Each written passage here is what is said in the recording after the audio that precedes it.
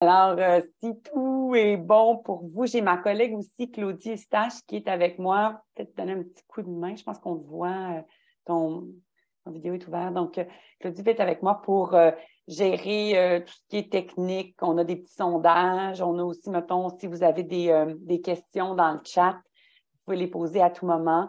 Je ne peux pas toujours voir tout le monde ou voir les questions dans le chat. Donc, Claudie va pouvoir les prendre, puis on va pouvoir les répondre soit au fur et à mesure ou à la fin.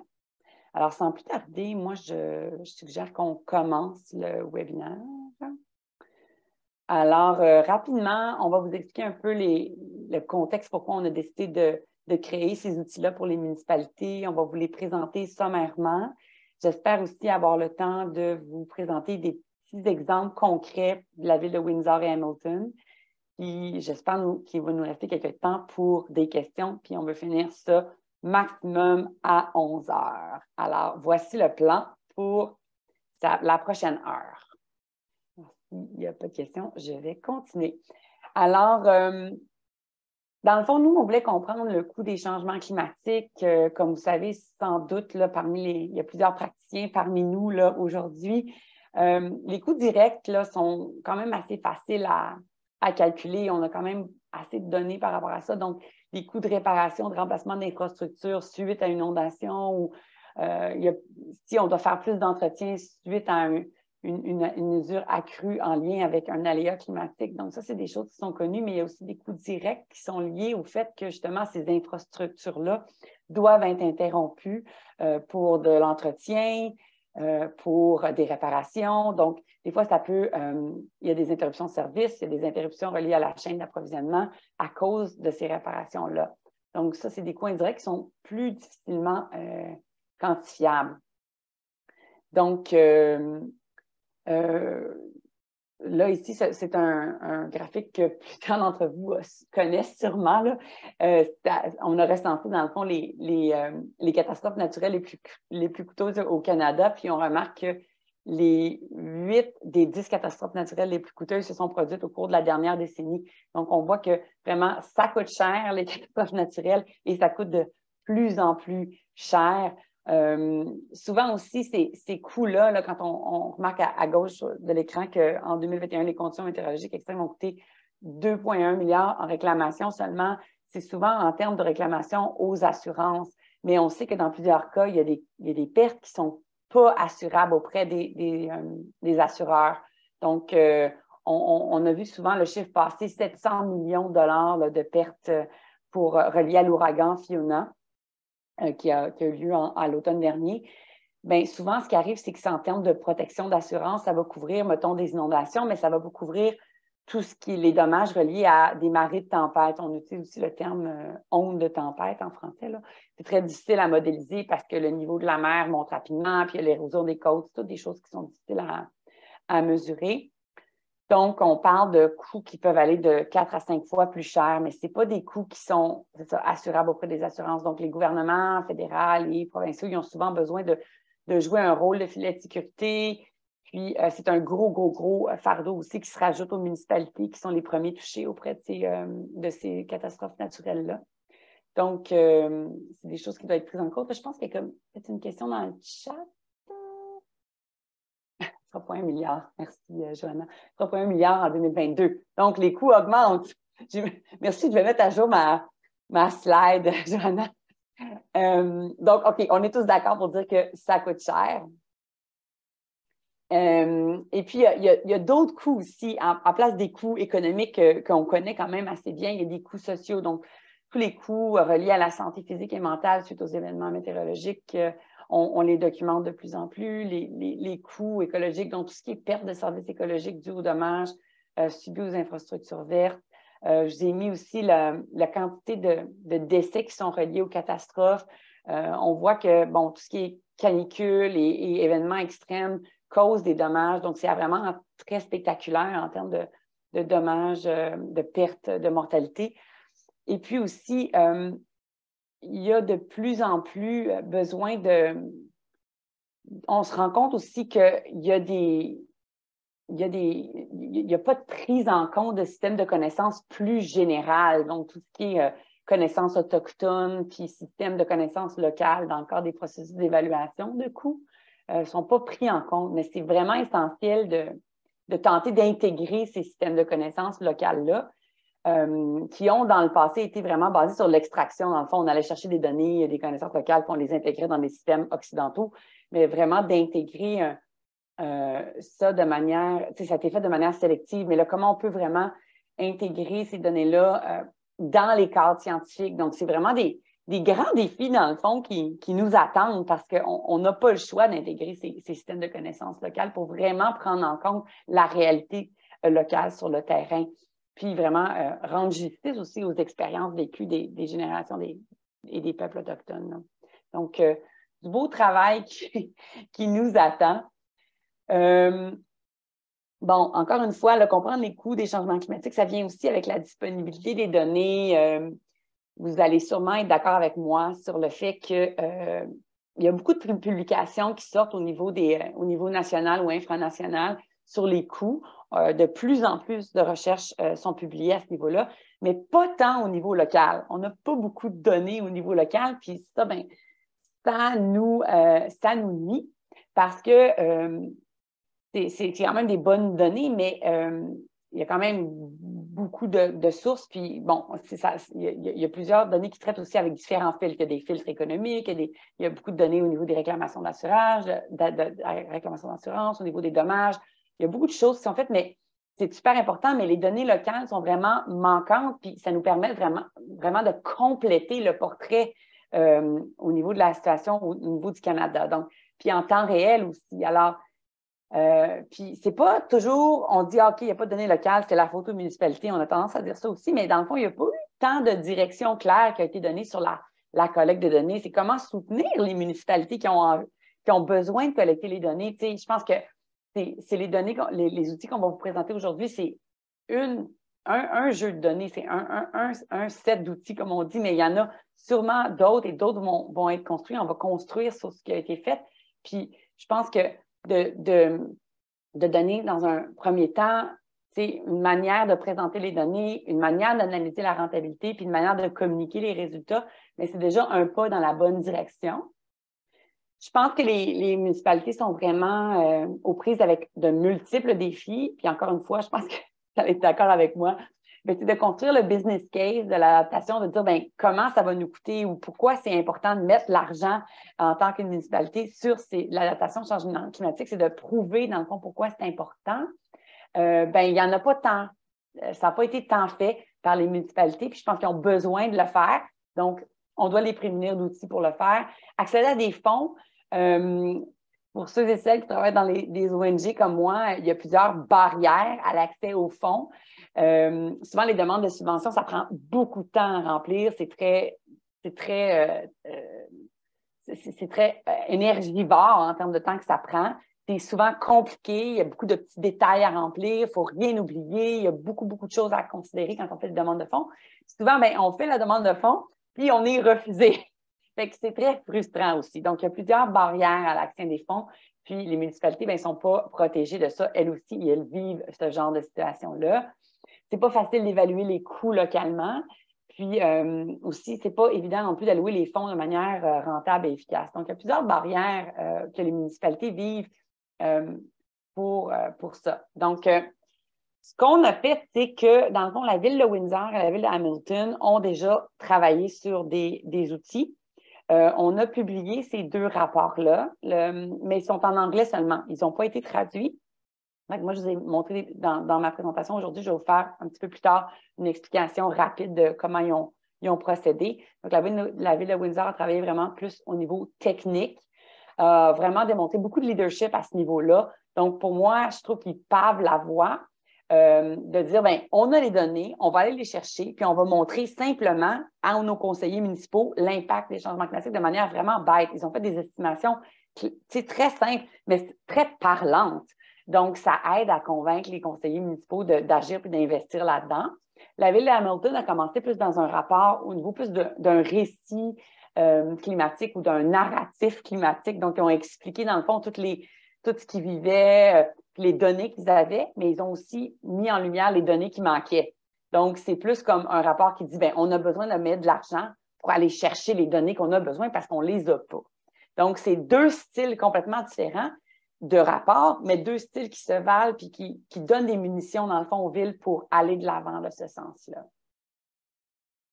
OK, là, on est rendu à mon sondage sur la collecte de données locales. Donc, je demanderais je vous dis de lancer le sondage parmi les municipalités qui sont présentes ici, mais pas juste les municipalités. Je pense que les organisations avec lesquelles vous travaillez aussi vivent ça. C'est comment vous qualifieriez votre propre donnée de collecte locale? Est-ce que pour vous, c'est vraiment difficile d'aller chercher les données ou c'est vraiment plus facile? Donc, sur une échelle de 1 à 5. Donc, 1, c'est vraiment facile, il n'y a pas d'obstacle. Je réussis très facilement à aller chercher les données, j'appelle mes services, puis tout de suite, j'ai l'information. Ou 5, il y a vraiment beaucoup d'obstacles, je ne réussis pas à l'avoir, je demande de multiples fois, je n'ai pas de réponse, ça fait des années que je suis là-dessus, puis ça n'avance pas. Donc, 5, très pessimiste, 1, puis très facile. Donc, moi, je pense que je ne vois pas à l'écran le sondage. Non, Marie, on a un petit problème technique. Le sondage n'est pas accessible. Donc, on va essayer je vais essayer de voir comment je peux le régler et au pire, on le relancera dans un instant. C'est pas grave. C'est pas grave. Parce que dans le fond, on se doutait là, que ça n'allait pas marcher. Là. Je pense qu'il y a un problème avec nos configurations de Zoom qui nous permet pas de le lancer, mais c'est pas grave. Donc, je ne sais pas s'il y en a parmi vous qui ont comme envie de partager quelque chose par rapport au partage de données et la difficulté maintenant. Si oui, vous pouvez juste enlever votre micro et puis le partager maintenant. Sinon, c'est pas grave. Je peux continuer. Je peux continuer, mais je vous dis déjà que je sais très bien que c'est un enjeu et puis ça fait partie des choses qu'on s'est fait dire sur une base régulière que c'est vraiment pas facile d'aller chercher la collecte de données locales. Puis, c'est ça. Des fois, il y a en général un manque de soutien du conseil, comme je vous disais. Il y a un manque de capacité, pas nécessairement comme de capacité au niveau du staff de la municipalité, mais plus au niveau manque de ressources humaines. Les ressources humaines sont vraiment surchargées, ils ont été très, très, très sollicitées pendant la pandémie. Donc, il n'y a pas beaucoup de remplacement, il y a un manque de ressources humaines, donc on le sait. Puis, des fois, c'est juste aussi qu'on ne sait juste pas par où commencer. C'est bien correct aussi. Donc, les outils qu'on a maintenant peuvent vous aider, dans le fond, à dire, bien, je ne sais pas par où commencer, mais là, je vais commencer avec ça. Fait que dans le fond, voici nos outils. C'est la boîte à outils qui construit une analyse de rentabilité locale. En annotation, il y en a 6 dans le fond, 6 documents, mais il n'y en a que 4 qui sont traduits en français. Donc, on a construit ça avec ce que Windsor avait fait, puis Hamilton, puis on a dit, bien, on va construire des outils pour aider tout le monde, toutes les autres municipalités. Ah, attendez, je vois comme il y a un chat. Moi, c'est l'intérêt pour la chose établie dans l'événement qui est concerné. Oui, exactement. C'est ça. Si jamais, justement, une ville, Windsor, c'est le cas. Windsor avait comme vécu des grosses inondations, puis on dit, bien, ça n'a pas de bon sens, ça coûte vraiment cher à la municipalité, en réclamation aux assurances, ça coûte cher pour les résidents, les électeurs de la ville de Windsor. Donc, on dit, bien, faut qu'on trouve une solution à ça. Donc, c'est plus que quand on subit l'effet direct que là, on allume. Hein? C'est un peu l'expérience humaine, effectivement. Donc, il y a 4 documents clés que je vais vous présenter parce que ceux-là sont traduits. Les 2 autres, c'est une liste de sources de données nationales et internationales. Je vous le dis déjà tout de suite, il y a très peu de références du Québec dedans. Juste parce que ça a été fait dans le cadre d'un projet qui s'appelle Promouvoir l'adaptation, qui a été financé par le ministère de l'Environnement du gouvernement de l'Ontario. Donc, c'était des cohortes de municipalités en Ontario. Donc, on a quand même pu traduire les outils grâce à ce financement-là, mais les ressources sont très peu québécoises. Donc, on va travailler là-dessus au fur et à mesure. Je pense qu'on commence avec ces outils-là, puis on va les bâtir, nous, puis on va les enrichir. T'sais, moi, je ne crois pas à une version finale d'un outil. Je crois qu'un outil existe, puis après ça, on l'améliore continuellement, puis on fait profiter les villes. Donc, ce n'est qu'un début. Là. Puis c'est ça, ces listes-là n'avaient pas été traduites non plus. Là. OK. Donc, l'objectif de la boîte, des boîtes à outils, c'est vraiment d'évaluer les coûts de l'inaction par rapport aux coûts de l'action. Donc, on dit, bien, si vous agissez, vous allez sauver de l'argent parce que si vous n'agissez pas, voici ce qui vous guette, voici les coûts immenses qui vous guettent. Donc, le but aussi, c'est de soutenir le processus de planification d'adaptation parce que, bien, je vais arriver à ça un petit peu plus tard, mais vous devez déjà être dans un processus. Vous avez déjà besoin d'avoir amorcé un processus d'adaptation pour utiliser ces outils-là. Puis, dans le fond, quand vous avez un rapport, parce que ces outils-là vous permettent de produire un rapport un peu déjà tout fait, mais ce rapport-là, bien, il peut soutenir n'importe quel appel à l'action que votre municipalité a ou pour aider à communiquer les résultats. Donc, il y a beaucoup d'usages possibles de cet outil-là. Alors, je vais avancer. La méthodologie, rapidement, ce qu'on a fait, c'est qu'on a identifié et on a sélectionné des énoncés d'impact nationaux principaux. Ce n'était pas évident parce qu'il fallait qu'on commence quelque part. On a choisi 8 énoncés d'impact qui, dans le fond, est le cadre de base sur lequel on a construit notre modèle. Puis ces énoncés d'impact-là, ils devaient s'appliquer au plus grand nombre possible de municipalités, de secteurs économiques, industriels, touristiques, etc. Au niveau du bâti, au niveau du socio, on devait avoir le plus possible, on devrait couvrir le plus possible de terrain, des zones géographiques, d'échelle spatiale, d'aléas climatiques. Fait que c'est pas évident. Fait qu'on en a choisi 8. C'est sûr que dans votre municipalité, ça va être différent. C'est sûr que vous devez peut-être les adapter, mais ces 8-là, on les a vus pas mal partout dans notre pratique. Là. Donc, c'est pour ça qu'on a dit on va commencer avec ça, puis chaque ville va s'adapter. Donc, c'est vraiment basé sur la recherche, mais l'expérience de travail qu'on a eue avec les municipalités, puis les 2 études de cas qui ont orienté, dans le fond, les documents, le document d'introduction, les instructions, le modèle, etc. Donc, on a fait des recherches sur ces variables climatiques.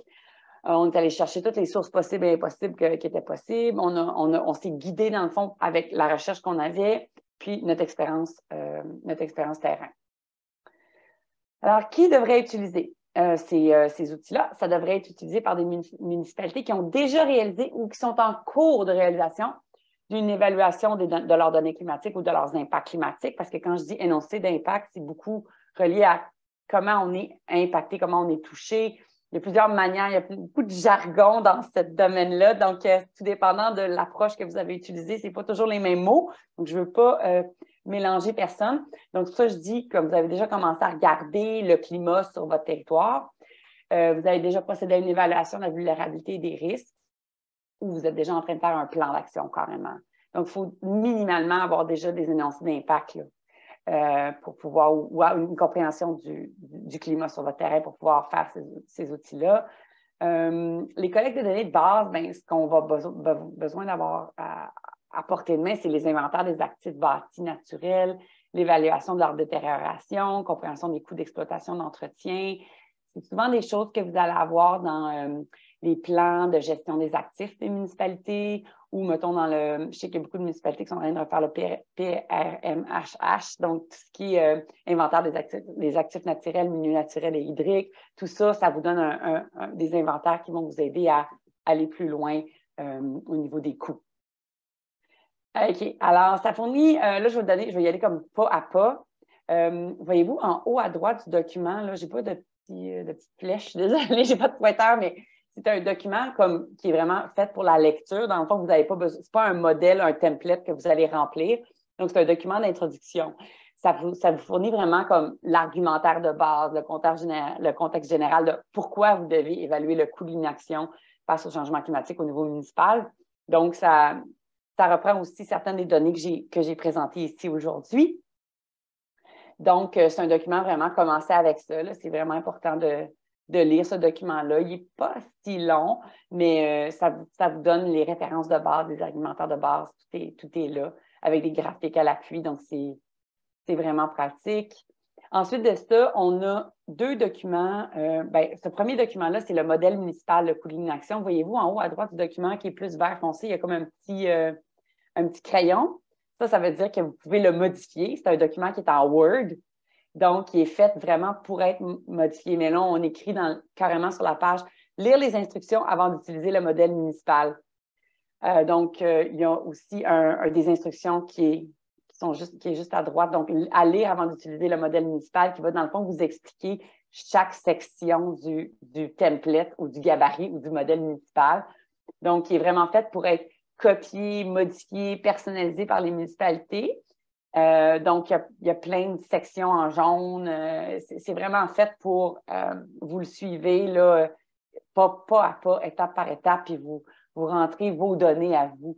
Dans le fond, toutes les données nationales et infranationales sont déjà inclus dedans. C'est plus de rajouter vos données locales. Là. Il n'y a pas vraiment de surprise là-dedans, là, mais c'est vraiment comme fait pour ça. Donc, pas à pas, on vous tient la main puis on vous fait rentrer les données. Donc, c'est très, très accessible. Alors, voilà. Alors, le deuxième document que vous pouvez modifier, c'est un document qui est Excel. Encore une fois, je porte votre attention dans le document en haut à droite, il y a comme un petit crayon, fait que vous pouvez le modifier. C'est un document Excel. Donc, on met déjà là-dedans des tableaux où est-ce qu'on, pour chaque énoncé d'impact, on vous donne des suggestions de données puis des suggestions de sources de données où est-ce que vous pouvez aller puiser pour aller trouver les données que vous avez besoin. Donc, il y a des données climatiques, il y a des données sur les coûts, sur les impacts. C'est vraiment très, très, très varié. Il y en a beaucoup. Puis vous, à ce moment-là, vous rajoutez vos données, vos sources de données. Puis ça vous permet aussi de suivre quel jeu de données je suis allée voir. Est-ce que j'ai déjà fait ce suivi-là? Est-ce que j'ai déjà intégré ça dans mon modèle? Donc, ça vous permet de suivre aussi. Est-ce que j'ai parlé avec quelqu'un? C'est qui mon contact? Ça vous permet de suivre un peu la collecte de données. Parce que ce n'est pas évident, hein, la collecte de données quand on n'en a jamais fait. Donc, avoir un outil pour suivre ça en temps réel, c'est vraiment utile. Puis, on vous fournit des petits conseils aussi dans le document Excel. Là, donc, ça vous soutient dans votre cheminement. OK. Fait que, comme je vous ai dit, les deux études de cas sont vraiment en anglais, sont disponibles sur notre site Web. Je pense le côté francophone aussi, mais on vous a vraiment mis en anglais seulement. Donc, ils sont seulement en anglais, mais c'est quand même des outils intéressants. OK, je pense qu'ils ont été traduits finalement, Annexe A, Annexe B, sources de données. Bon, ils ont été traduits. Bon, c'est super, tant mieux. Fait que vous avez des listes de sources de données qui sont récapitulatifs, mais déjà, il n'y a pas énormément de données sur le Québec. Fait qu'on va les modifier au fur et à mesure. OK. Alors, là, j'allais un petit peu plus en détail. Je vais plonger un petit peu plus là-dedans. Il y a quand même pas mal de stock. C'est écrit petit, mais c'est juste pour vous donner un snapshot vraiment rapide. Fait que ça se peut que ça soit pas super clair maintenant. C'est normal. On vous invite après ça à vous plonger dans les documents puis à nous contacter s'il y a quoi que ce soit parce qu'on est là pour ça. On les a créés. Vraiment, c'est comme une première étape puis on veut que vous jouiez dedans puis que vous disiez justement si ça marche bien pour vous, si ça marche pas bien pour vous. Remarquez qu'on a mis des modèles de femmes dans notre mise en forme. Alors, je suis vraiment fière parce qu'aujourd'hui, c'est la Journée internationale des droits des femmes, puis il y a des femmes partout dans nos produits. C'est vraiment une bonne chose. Et aussi des catastrophes naturelles. Alors, voilà. Alors, créez votre propre rapport. CDI, c'est coût de l'inaction, donc CDI. Donc, ce qu'on vous dit, c'est que vous devez d'abord lire le document d'introduction et le modèle municipal avant, lisez les instructions. C'est vraiment important parce que vous devez comme avoir une bonne compréhension des aléas, les impacts, les risques climatiques. Vous devez comme les identifier, les données à collecter pour votre rapport sur le coût d'inaction, les personnes à impliquer. Donc, il y a vraiment beaucoup de gens que vous devez impliquer pour ça. Donc, c'est important de commencer à réfléchir avant de rentrer dans les modèles. Puis, une fois que vous avez compris un peu plus comment votre territoire est impacté ou comment vous êtes affecté par les aléas climatiques, c'est plus facile après ça d'aller chercher les données locales parce que vous comprenez bien. Aussi, nous, on utilise une approche qui est l'approche BARC, là, bâtir des communautés adaptées et résilientes. Mais il y a plein d'autres modèles d'évaluation de risque et de vulnérabilité. Il y a le PIVC d'Ingénieurs Canada, il y a la norme ISO 31000, il y en a une foule d'autres. Il y a le gouvernement du Québec qui utilise aussi la norme du ministère de la Sécurité publique. C'est toutes des bonnes méthodologies. Peu importe la méthodologie que vous employez, vous allez pouvoir utiliser ces outils-là. OK, alors, c'est ça que ça a l'air, les fichiers Excel. Donc, le fichier Excel, c'est celui-là qu'on voit. Donc, c'est divisé vraiment par source de données. Donc, les types de données qu'on va aller chercher, les sources de données disponibles, il y a même des liens actifs. Vous pouvez carrément cliquer.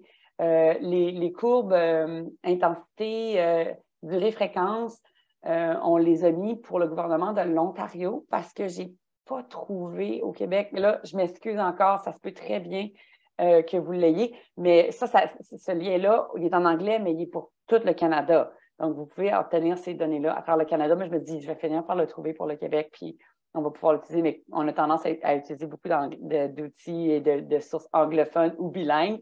Donc, c'est pour ça que des fois, vous allez voir des sources plus en anglais. Mais quand même, comme je dis, c'est un travail qui va s'améliorer. J'ai essayé de mettre aussi des données là, de plus en plus sur le Québec. Donc, ça vous donne un peu des idées des sources à collecter. Après ça, qui vous devez collecter? Est-ce que vous l'avez connecté? Oui, non. Quel genre de suivi? Qu'est-ce que ça l'a donné comme suivi? Donc, ça vous aide à dire, OK, oui, je l'ai faite, là, je sais c'est quoi mes courbes d'intensité fréquence, je les ai ici.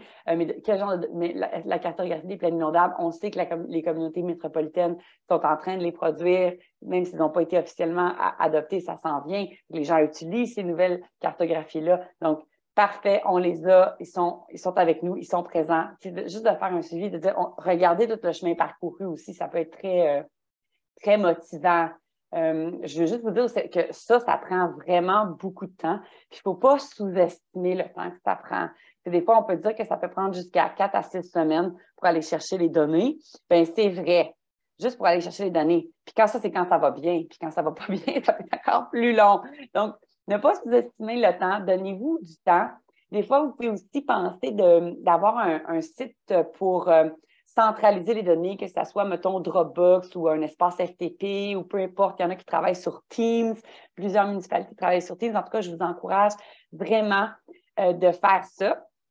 Comme ça, vous pouvez, ça facilite le partage de données. Puis, je sais que c'est plus facilement dit que fait, mais je vous encourage vraiment à aller dans cette voie-là. Donc, le modèle municipal, il est fait vraiment de différentes sections. Comme quand je vous ai dit, c'est toujours avec les énoncés d'impact. Donc, c'est chaque énoncé d'impact. On les a mis comme en termes de risque 1, risque 2, risque 3. Donc là, je vous ai mis l'exemple de risque 2. Donc, une introduction qui explique, bon, c'est quoi les risques généraux en lien avec ce risque-là? Qu'est-ce que vous vivez, vous? Tout ce qui est jaune, ça veut dire que c'est la ville qui doit rentrer les données locales. Genre, c'est quoi qui se passe au niveau local, au niveau la fréquence des événements météorologiques extrêmes qui entraînent des dommages aux habitations, aux infrastructures, des pannes de courant, des risques en matière de sécurité, des coûts supplémentaires pour le nettoyage. Bien, tout ça, est-ce que j'ai des données locales là-dessus? Puis, donc, oui, j'en ai parce que j'ai tout comptabilisé ça dans mon fichier Excel. OK, je peux écrire mon narratif. Donc, j'écris mon narratif, je vais écrire un peu un sommaire de ça dans la section jaune. J'enlève le jaune, je mets mes données. Donc, c'est tout du contenu qui est déjà pré-rempli, que vous personnalisez avec des sections en jaune. Donc, l'introduction, ça donne des coûts, ça donne des résumés des coûts globaux, pourquoi c'est important de comptabiliser ça. Les 8 sections, c'est pour chacun des énoncés d'impact. Donc, c'est important d'avoir de l'information sur les aléas, la vulnérabilité, les risques, les coûts, les récits locaux. Moi, j'appelle ça plus des narratifs, des narratifs climatiques. Des idées des coûts et climatiques locaux. Puis après ça, une section conclusion. Donc, en gros, c'est comme ça que c'est créé. C'est vraiment pas la mer à boire. Puis comme je vous dis, vous pouvez commencer avec les données de base que vous avez, puis déjà prouver votre point au niveau auprès de, par exemple, du conseil municipal. Donc, vous le personnalisez, vous rentrez du contenu dans les lignes jaunes. Et puis, vous ajoutez le nom de votre municipalité, puis vous modifiez, vous enlevez du contenu qui n'est pas pertinent pour vous, puis vous ajustez les conclusions en fonction de ce que vous avez mis. C'est vraiment basic, là, c'est vraiment pas si compliqué que ça. Dans le fond, c'est juste un modèle à suivre qui vous tient la main dans le fond. Hein. Fait que je voulais vous donner un petit exemple concret parce que c'est des exemples qui sont publics. Comme je vous dis, ces rapports-là sont publiés, mais ils sont en anglais. Puis je me dis, va essayer quand même de vous présenter ce que Hamilton a fait. Ils ont regardé, mettons, je vais vous donner un exemple du risque 1. L'augmentation de la fréquence de précipitations extrêmes entraînera des inondations à l'intérieur des terres et des dommages aux bâtiments et aux habitations. C'est quelque chose qui est très, très, très fréquent. On le voit dans toutes les municipalités avec lesquelles on travaille. Ça, on le voit. Donc, la modélisation climatique locale, on sait déjà, ils savaient déjà avec les données qu'ils avaient que les précipitations moyennes annuelles totales et les événements de forte précipitation allaient augmenter pour la ville de Hamilton parce qu'ils ont regardé donnéesclimatiques.ca, ils ont regardé le site d'Uranos, ben, pour Uranos parce que les autres, c'est l'Ontario, mais ils ont regardé les données climatiques, ils ont vu, OK, oui, c'est ça, on sait que ça va augmenter, la modélisation est vraiment claire, la science est vraiment claire là-dessus, on sait que ça va augmenter. Après ça, avec leur risque, leur rapport de risque et de vulnérabilité qu'ils ont fait, ils ont dit, bien, on le sait qu'ils ont pu, à travers les différents systèmes d'appréciation, regarder que c'est quoi les impacts que ça va avoir, ce risque-là, de dommages ou d'indirect au bâtiment. Bien, il va y avoir une réduction de la capacité des mesures de protection contre les inondations et le stockage de l'eau. On sait que ça va arriver, ça risque d'être grave, basé sur leur évaluation. Il va y avoir une augmentation des cas d'inondation sur les propriétés privées. Quand le sol est gelé, les précipitations intenses entraînent des surverses d'égouts et des crues soudaines. C'est une réalité. Et aussi la diminution des égouts unitaires, les égouts pluviaux et les bassins d'eau pluviales, ça va causer une surtaxe. Donc, ils ont comme une peur que le fait que les égouts fonctionnent moins, il va falloir investir plus pour élargir les tuyaux. Ça va occasionner une augmentation de taxes pour les citoyens. Ça a été exprimé dans ce rapport-là. Alors, ce qu'ils ont fait, c'est qu'ils ont dit, bien, comment on peut estimer le coût de cette augmentation-là? Fait que là, ils avaient déjà une référence qui disait que les dommages causés par les précipitations intenses et fréquentes au printemps 2017 avaient coûté entre 1,8 et 2,5 millions de dollars juste pour la ville d'Edmonton. Mais ça, c'est 2017. Là, on est en 2000. Ils l'ont fait en 2022, cette étude-là. Fait qu'ils ont dit, bien, on sait que ça coûte déjà de l'argent, mais OK. Donc, ce qu'ils veulent dire, c'est que dans le fond, il faut qu'on aille chercher les coûts, il faut qu'on aille chercher une nouvelle étude qui va nous amener avec les coûts en date d'aujourd'hui, parce qu'on sait que ça va augmenter. Parce qu'ils peuvent faire un beau petit graphique, genre 2017, 2022, ça augmente, ça fait juste continuer à augmenter. Il faut vraiment agir. Donc, c'est une manière, c'est un peu plus narratif. Ils ont mis en forme les données qu'ils avaient déjà pour justifier le fait qu'ils avaient besoin d'aller chercher plus de données sur les précipitations et l'impact des inondations sur leur territoire. Le cas de Windsor, ça a été plus technique, je vous dirais. Ça, c'est d'une modélisation qui a été faite par des consultants, si je ne me trompe pas, une modélisation 1 à 5 ans, 1 25 ans, puis 1 100 ans. Ce sont des crues, des modélisations de crues 100 ans.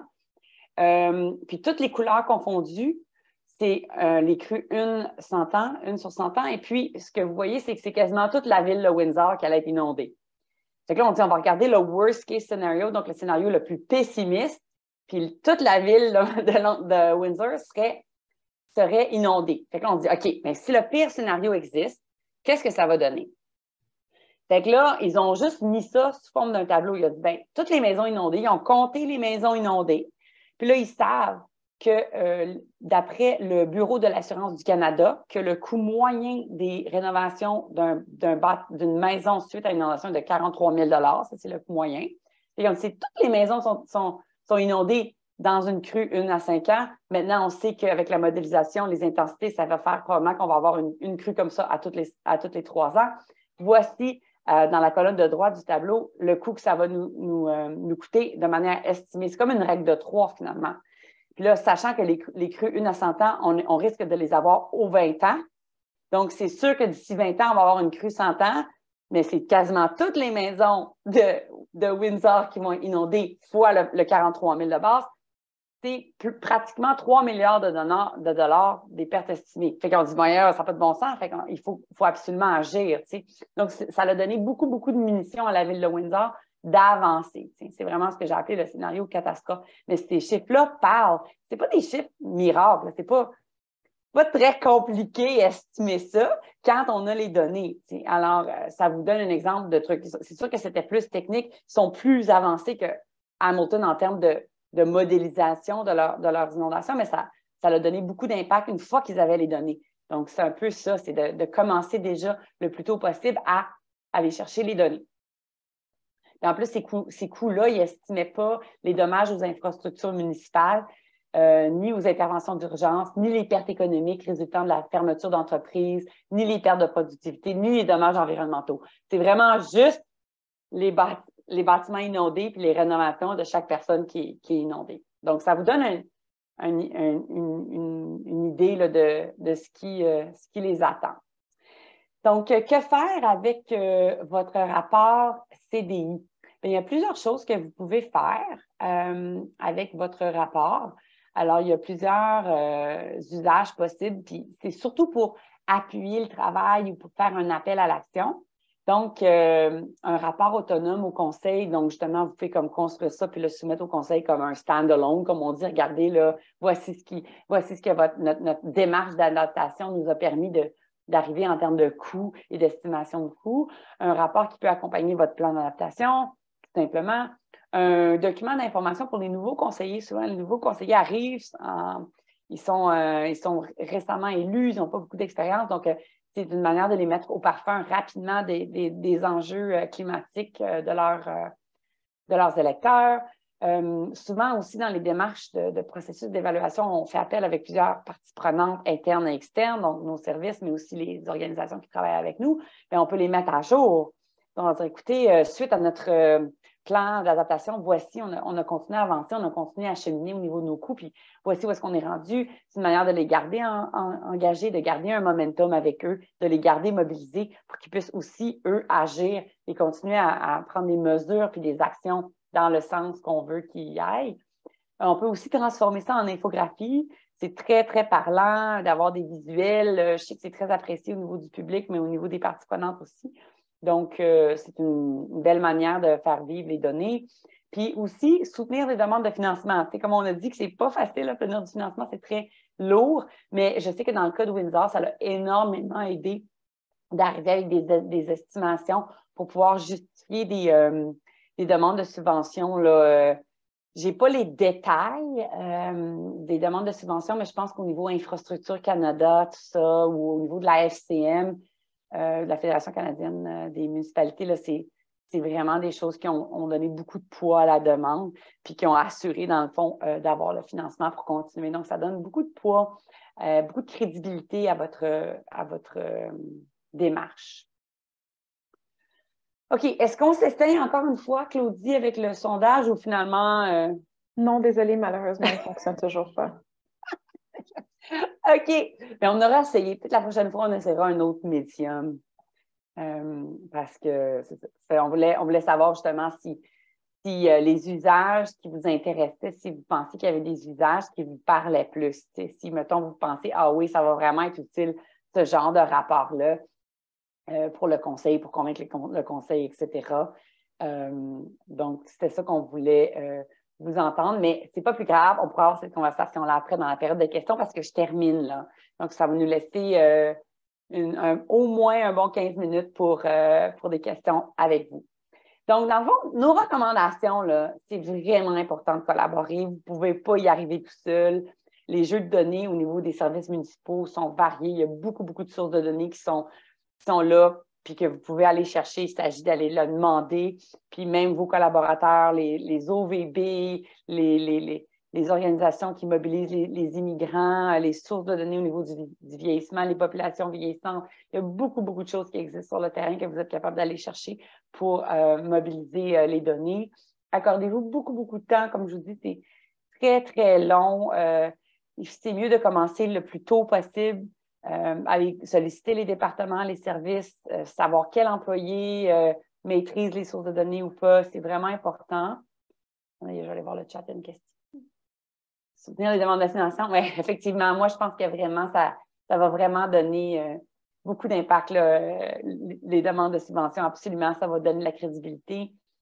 Vous donnez du temps, ça, nous, on dit entre 4 et 5 et 6 semaines pour collecter les données, ça, c'est quand ça va bien. Vous pouvez aussi choisir ce que Hamilton a fait, c'est-à-dire qu'ils ont pris les données qu'ils avaient pour dire on a besoin de plus, pour aller comme construire un narratif pour avoir besoin de plus de données, pour convaincre les gens d'aller chercher du financement, pour aller chercher plus de données. Ça, c'est bon aussi. Prioriser les données facilement accessibles parce que des fois, on se dit hey, ça serait vraiment le fun d'aller chercher telle donnée, mais vous ne les avez pas. Donc, commencez avec les données qui existent déjà. C'est déjà beaucoup. Puis, c'est déjà ça. Vous allez déjà pouvoir avancer pas mal avec ce que vous avez déjà. Puis après ça, un coup qu'on a fait, un premier coup quantification, après ça, on peut aller plus loin. Se concentrer sur le progrès et non la perfection. Tu sais, je ne sais pas comment le dire d'une manière plus simple que ça, mais je pense qu'il ne faut pas viser la perfection. Il faut vraiment viser, OK, bien, on avance tranquillement, pas vite, puis on donne ces résultats-là. Ça, là, c'est les résultats qu'on a. Puis pas se décourager, de vraiment dire, bien, on a ces données-là, on commence avec ça. Puis travailler vraiment au rythme de votre communauté. Vous ne pouvez pas aller plus vite que votre communauté parce que les solutions sont mises en œuvre pas juste par votre ville, mais sont mises en œuvre par la communauté. Donc, vous ne pouvez pas aller plus vite qu'eux. Puis c'est un processus qui est itératif, qui est collaboratif, qui évolue dans le temps. Puis peu importe ce que vous faites, vous allez réduire considérablement les impacts des risques des changements climatiques si vous agissez dans ce sens-là. C'est vraiment clair. Toutes les données avancent dans ce sens-là. Donc, peu importe ce que vous faites, vous allez réduire vos coûts, vous allez réduire les impacts. Donc, concentrez-vous sur que ça avance tranquillement, même si ça avance pas aussi tranquillement que vous voudriez. Attendez, là, j'ai une petite question, je pense. Non, je n'ai pas de questions. OK, alors je suis désolée pour ça. Je vais continuer. Je m'excuse, je suis... En fait, Marie, on vient d'avoir un nouveau commentaire justement Oui. par rapport à la mise en œuvre du PRM à charge. Oui. Donc, il y a Denis, le chasseur, qui nous dit « Chez nous, ce sera protection des milieux humides en zone agricole. » Donc oui, effectivement, on parle d'un outil qui peut aider à rejoindre plein d'acteurs du milieu qui, des fois, ne sont pas les premiers à être contactés pour travailler sur l'adaptation, alors qu'ils sont quand même importants. Là, on parle, par exemple, des agriculteurs, mais aussi parfois, ça peut être les chambres de commerce qui sont des alliés auxquels on ne pense pas nécessairement pour ces actions-là. Oui, absolument. Hydro-Québec, les MRC, le ministère de la Sécurité publique, c'est tous des gens qui peuvent nous soutenir. OK. Alors, dans le fond, ce qu'on voulait vous lancer aujourd'hui, c'est qu'on voulait vous dire que si vous avez envie de faire un rapport avec nous, juste parce que les données, vous manquez vraiment de temps, vous êtes short staff, on comprend ça. Normalement, c'est un tarif qu'on offre aux membres BARC, mais on va l'offrir à toutes les collectivités, les communautés, les villes, les municipalités, etc., francophones, qui ont envie de faire réaliser ce genre de portrait-là avec nous. On peut le faire avec vous pour 5 000 $ plus taxes. Jusqu'au 30 avril, il s'agit juste de nous contacter. J'ai mis mon adresse courriel, mais mon adresse courriel est comme vraiment publique. C'est facile à trouver. Là, vous n'avez pas besoin de noter mon adresse courriel maintenant. C'est vraiment facile à trouver. Donc, vous pouvez nous contacter aussi. Suite à ce webinaire-ci, j'ai ma collègue Furnace, que peut-être vous ne connaissez pas, qui s'occupe des communications, qui va vous envoyer une brochure qui explique un peu ça. Donc, tous les gens qui se sont inscrits à ce webinaire aujourd'hui vont recevoir la brochure en français. Donc, ça va vous expliquer un peu comment on va faire le travail, de quelle manière on le ferait, puis dans les délais à peu près. Normalement, il faut compter entre 8 et 10 semaines pour réaliser le travail. Ça, c'est si on a les données. Et puis voilà, une petite question. Merci beaucoup, ça fait plaisir. Absolument. Donc, voilà, c'est ça qu'on voulait vous offrir. C'est ça le gros scoop d'aujourd'hui, c'est que vous pourriez avoir accès à ça pour des frais minimes. Je voulais aussi vous dire qu'on a déjà lancé le Forum Ville Viable. Il va avoir lieu à Mississauga du 25 au 27 septembre 2023. Donc, de l'intention de la mise en œuvre, on va vraiment travailler sur la mise en œuvre cette fois-ci. C'est vraiment une belle opportunité de toutes les communautés à travers le Canada. Souvent, il y a très peu de représentation à travers le Québec. Puis ça, moi, je le prends infiniment à cœur. Donc, je vais aller chercher tout le financement possible pour pouvoir financer des villes qui vont pouvoir venir partager leur expérience, mais aussi bénéficier de l'expérience des autres villes du Canada. Donc, à suivre, mais fixez la date déjà dans votre agenda si vous pouvez vous libérer pour être là. Ça serait super. Là, je voulais vous laisser aussi avec le lien vers la boîte à outils avant que les gens commencent à quitter. Donc,